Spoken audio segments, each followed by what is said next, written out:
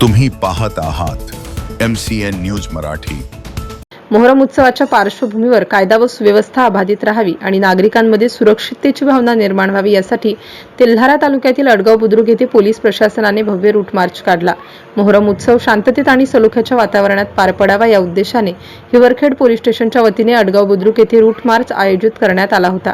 उपविभागीय पोलीस अधिकारी निखिल पाटील यांच्या मार्गदर्शनाखाली आणि हिवरखेड पोलीस स्टेशनचे ठाणेदार सचिन पाटील यांच्या उपस्थितीत 25 जून रोजी सायंकाळी 4 ते 5 या वेळेत मोहरम मिरवणुकीच्या मार्गावर हा रूट मार्च काढण्यात आला।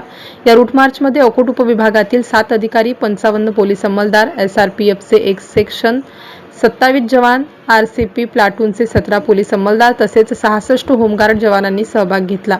यावेळी गावातील पोलीस पाटील, तंटामुक्ती समितीचे अध्यक्ष आणि ग्रामस्थही उपस्थित होते।